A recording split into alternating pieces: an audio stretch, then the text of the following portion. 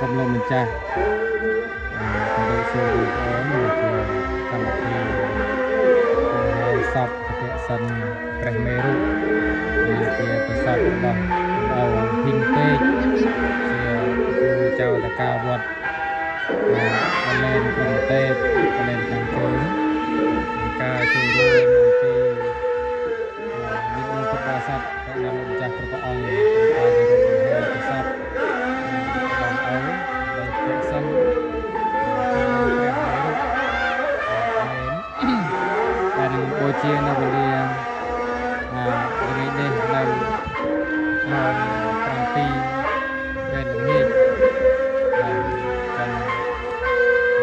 ជាទឹកសោរីតាមព្រឹកជីវិតមិនទៀងហើយលែកឲ្យមានជំងឺរោគជរាទៀតប្រចាំកាយឆ្នាំហើយក៏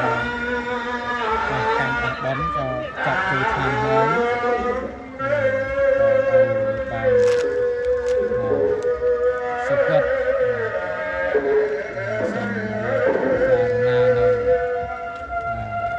សង្ខារធម៌ទុកខាងអនិច្ចំអនត្តារូបੰទុក្ខំតាសង្ខារទីមេពិតកើតឡើងមនេះរលត់ទៅវិញជាធម្មតាព្រោះជីវិតកើតមកក្នុងโลกនេះ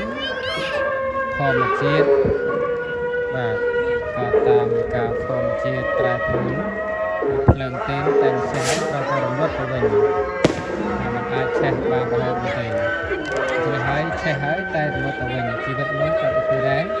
វល់ក្នុងវដ្តសង្សារអាចអនាគតផុតបាននេះទេនេះហើយព្រះសនេរុមែនបាទប្រតិសិនជុំវិញព្រះសនេរុមែន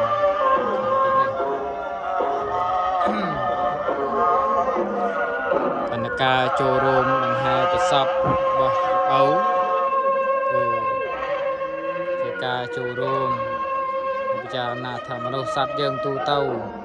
มันអាចគ្មានអ្នកណាមួយគេផុតអំពីសេចក្តីស្លាប់បានទេគ្រាន់តែថាមុនហើយនឹងក្រោយយូរហើយនឹងឆាប់តែប៉ុណ្្នឹងឯងថាបុគ្គលណាមួយជីវិតអមតៈក៏មានដែរតួយ៉ាងដូចជាព្រះសម្មាសម្ពុទ្ធព្រះអង្គក៏បានដាក់អាយុបជនសង្ខារនៅ80ព្រះវស្សាកំណត់អញ្ចឹងវិលត្រឡប់ទៅវិញគឺគ្មានអ្វីទេក្រៅពីបុណ្យកុសលម្យ៉ាងកម្មពីរយ៉ាងកុសលនិងអកុសលការត្រឡប់ទៅវិញដូច្នេះហើយជីវិតយើងមិនទៀងមើលមិនឃើញថាថ្ងៃណាដែលត្រូវស្លាប់ថ្ងៃណាដែលត្រូវរស់តែមានតែសាងបុណ្យកុសលព្រោះជីវិតយើងមើលមិនឃើញទេរបស់មើលឃើញនៅតែបាត់បង់ចុះត្រឹមជីវិតមនុស្សមើលមិនឃើញហ្នឹងក៏វាមិនទៀងដែរបាទបងដូច្នេះហើយគឺមានការប្រែប្រួលទៅតាមធម្មជាតិសូមពូនចលនា